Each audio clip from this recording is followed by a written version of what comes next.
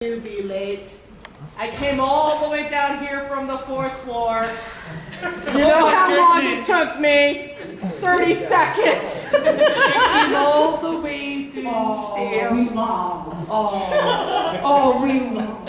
I come here from Norway and you're late. No. Honestly, I know I am going to completely contradict what I just said a minute ago when I said I'm running late. I'm not. I'm going to say I am never late, nor am I early. I arrive precisely when I mean to. Classic Star Wars reference. Okay, so Like you did, Mad Munchkin. let's start, shall we? Let's start. Okay. Hello, welcome to Standing Up School. You all fail because you're all sitting down. She said stand up, Liz. I'm standing. You are sitting. I failed also. I was sitting there. All right. As you can see. Hello, Maddie. How are you doing? Hi, Maddie. Hey, Maddie. Hi, Maddie. Ready? Looking good. Nice hat. Okay. So, as you can see, this panel is called The Importance of Staying Creative. Woo!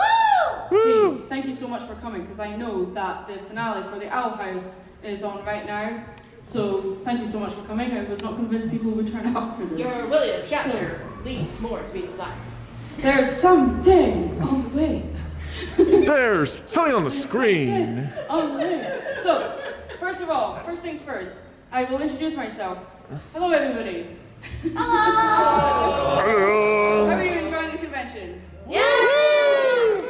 Yay! Okay, well, my name is Maddie. You may know me as Mad Munchkin on YouTube.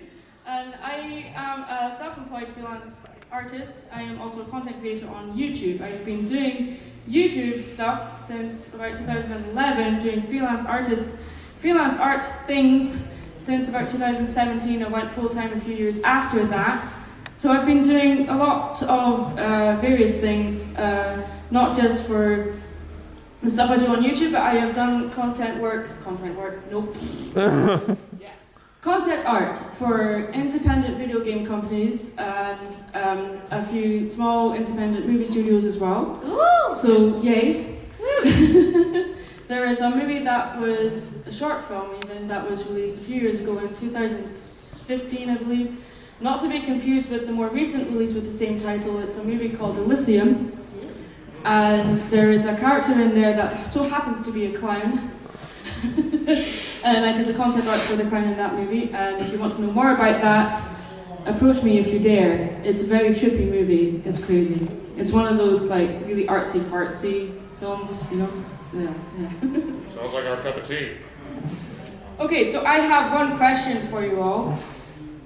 Did you guys make your bed this morning? No, the whole Precisely, probably not, because you're all staying in hotel rooms. Now, that may sound like a really personal question to ask, right? Did you make your bed? What? Why are you asking me that? Now, the reason is because making your bed in the morning. If you do that, if the first thing you do when you wake up is make your bed, congratulations, you have already accomplished a thing in your day. And it's quite possibly the most important thing, because you are proving to yourself in a subconscious way that you are worth getting out of bed for. And you're also worth getting back into bed for as well, because you've made it all nice and tidy. So, okay, so making your bed in the morning can boost your mood and productivity. So if you manage to make your bed today, even if someone else made your bed because you're staying in a hotel room, congratulations! You have already accomplished something that tells yourself that you are worth making the bed for, as I have already said. If you made your bed this morning, you have already accomplished the first task of the day. It will give you, even English, a sense of pride and will encourage you to do another task after that, and then another, and then another. And by the end of the day, that will have turned into many tasks completed. But you may be wondering, what on earth does making your bed in the morning have to do with creativity? Well, I will tell you in a moment. So, let's move on to the next slide, shall we? What is creativity? That's a question that I'm going to ask every single one of you. And no pressure or anything, you don't have to answer, of course. But creativity will mean something different to every single one of you. And the great thing about that is, I almost went dark here. The great thing about that is no one in this room will be wrong about your definition of creativity, because it means something different to every person. So, creativity, the literal meaning of it is the use of the imagination or original ideas, especially in the production of an artistic work. Creativity is a phenomenon whereby something new and valuable is formed. So as I already said, creativity will mean something different to each and every one of you, and the wonderful thing about that is not a single one of you is wrong. As I already said, I'm going to repeat myself a lot. There is a reason for that. You will remember it better if I'm saying it more than once. Also, I may screw up every now and then. So to me, the very nature, this is my own personal opinion, to me, the very nature of creativity is adaptability. People who are creative find it very much easier to adjust to new conditions because they have worked hard to develop their capacity to change. You change your career. You move to a different school. You immigrate to a new country, as I did. 15 months ago, I immigrated from the UK to the US. Yay! Or another thing, maybe you got married. I did that last April. Or you might have a sudden drastic change that impacts your life in a negative way. That, you might lose your job, you might lose your home, or a family member may die suddenly. I'm going to mention this, forgive me if I get emotional at this point. My sister passed away in 2020, and she was one of my biggest supporters in my career, and she still is. And she sadly died of cancer, and this was during the lockdown. So basically, during that time, we weren't able to go with her to appointments or do the things that you would usually do. Through that, we weren't able to go. So that was a really difficult process. The reason why I talk about this is because I want to be as authentic with you guys as possible and to talk about the good things and the bad. Yes? Yes. Yes? Yeah. You take They are a part that of life. Absolutely. I don't hear y'all agreeing. Hurry and agree. Hey, If you stay back in the UK, you probably see it here as well. Life is full of swings and roundabouts.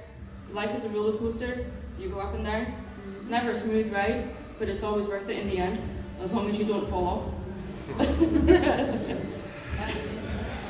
Figuratively speaking. You may be sitting there thinking, well, I don't think I'm a creative person. I only draw stick figures. I hear that a lot.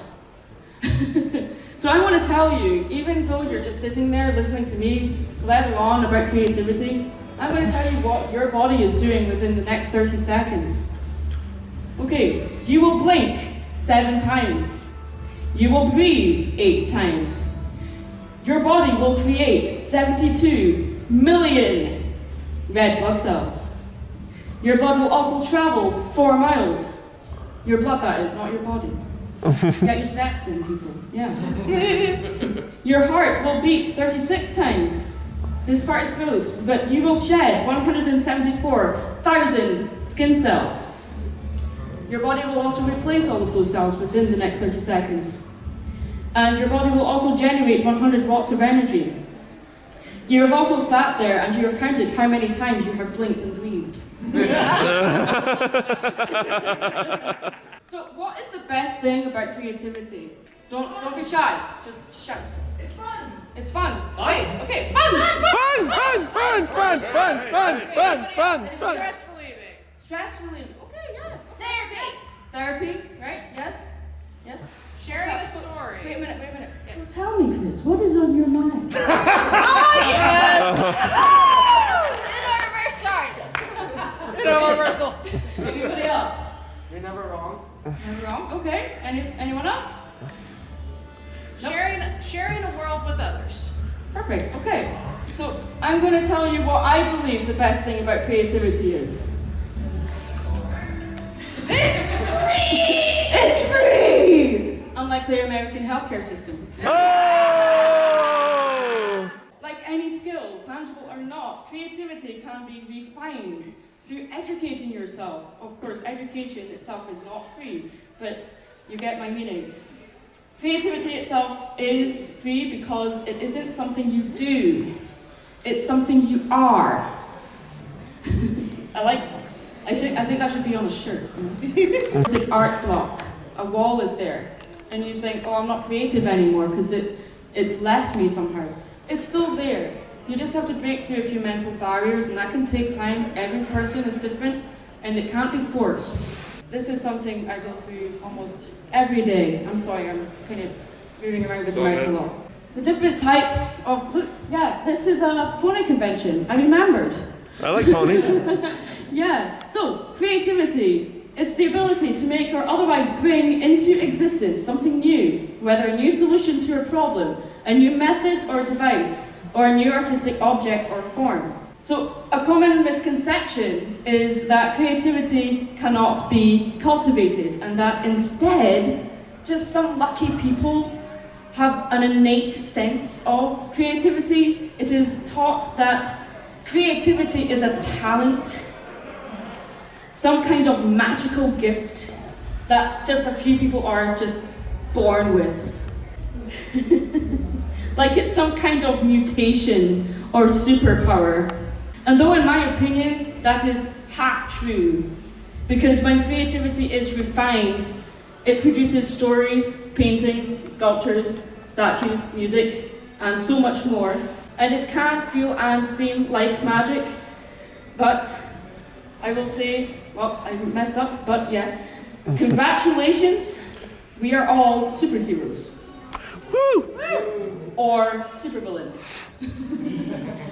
Let's go with mad scientists instead. So for instance, you've got Twilight there. So you think, well, Twilight's not exactly, creative character. She doesn't really make anything. But, well, I argue she does. But creativity is not, literally creating a picture or writing a book or whatever. It's a mindset, So you see the passion she gets when she dives headfirst, literally, into a pile of books. That is creativity. And then you have Zip, who is much more, she's exploratory as well. She is a detective. She's the only one in G5 that cares about the plot. Yes. She is best G5 pony. Yes. She is also best Big Sister pony. My personal favorite character in G5 is Zip. Transformational.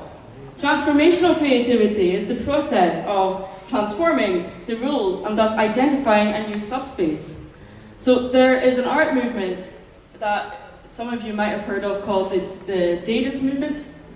So there's an artist that's called Marcel Duchamp. And he literally took a urinal, turned it upside down, and called it art. And put it in an art gallery. Let's take the bets. Okay, yeah, well, you're not wrong. So that is breaking a rule, but they're unwritten rules. But you expect to walk into an art gallery and just see pretty pictures on the wall, the Mona Lisa, the Christ of St. John of the Cross, or Persistence of Memory, all of these different types of paintings. You think, what is that doing? What is a painting doing next to a urinal? It is art because we say it is. There we go. So the next type, combinational. That's the exploration of unfamiliar combinations of familiar ideas. So, I'm going to move on to the next one. TRASH doesn't mean it's waste. Like I just said, it is art because we say it is. So you can take anything out of the skip, like our gorgeous character on screen right now, just bouncing out of the trash. TRASH doesn't mean it's waste. She is an assemblage artist. Thank you. There we go. Okay, right. I love how she shouts, "It's Impressionism!" Celebrate art the way you want to. So, you will get into different kinds of art movements. It might be fan art, it might be literal movements within history, it might be Impressionism, it might be Surrealism, it might be Cubism. I might be dropping some names and some of you might not have a clue what I'm talking about, but trust me. If you go into an art museum, and just take a look around and just breathe it all in. You know, it's so inspiring. Okay. It's the best art ever. There we go. This is an important one. You can't please everyone. I know, yeah, it's sad, but it's true. You can't please everyone. So in this day and age with social media, Instagram, Twitter, Facebook, etc., we're all chasing after this number. Oh, if I get a higher number, that means, you know, somehow that gives, they've slapped a number on a validation, and that's how you measure your creativity. And it can lie to you. It can make you think, well, people aren't looking at stuff I'm posting, therefore it's not worth anything. So that can be very discouraging, I'm sorry. So I feel that it's very important to create things just for you. That you're not going to slap onto Instagram right the minute after you finish it. It's important to take time to remember why you love to create in the first place. It's not just to get a like. Yeah? It's not just to get a like. Give him some subs. Like and subscribe to my channel, guys, please. Yeah. It's important, yeah, I'm not saying not to post stuff online, understand me, but I'm saying please don't just make art just to get noticed.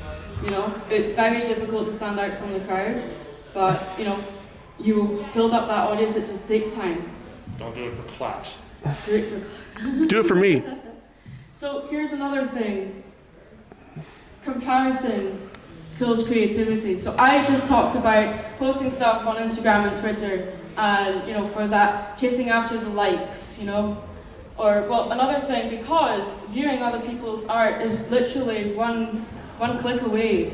You can find yourself comparing yourself and your artwork to other people and find, oh, my art looks nothing like theirs. Oh, their art is more popular than mine.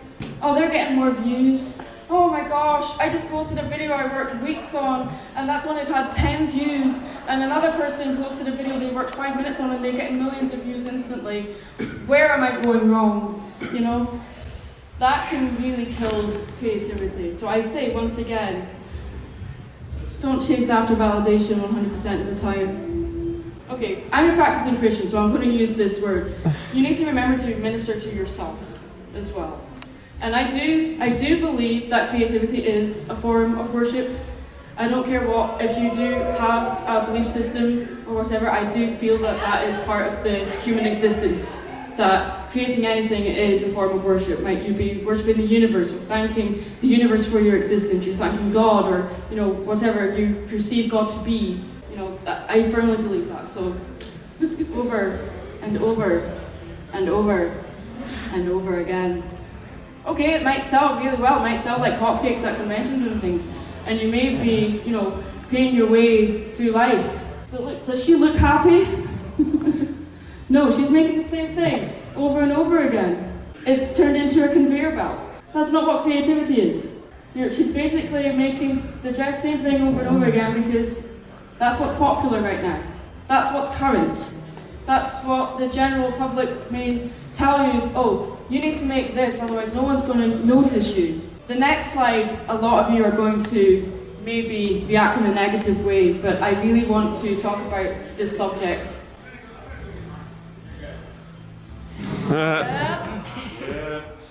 Okay. This is all opinionated, and I have made a few videos about this subject already, but I may be saying things you've already heard, but give me a few moments. So, to me, I want to start off by saying that AI-generated art is not the death of artists. And I will say that AI art generators themselves are not evil. However, they have been used by people who have ulterior motives. They abuse the system and do, sadly, rip people off. This is because the product of the AI generators themselves never involved artists in the process of their creation. In fact, in most cases, these generators were trained using art without the original artist's knowledge or consent. Okay? It's not. AI generated art, to me, it is art, but no one owns it. AI art is art, but I mean that in the same way a Big Mac is food.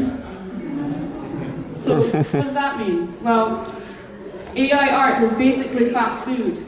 It's junk food. It's fast, quick, easily accessible, and most importantly, it's cheap. But did fast food replace family-run restaurants or handmade, self-efficient, farm-grown, raised food? Nope. That's still there. It's still there. It hasn't gone anywhere.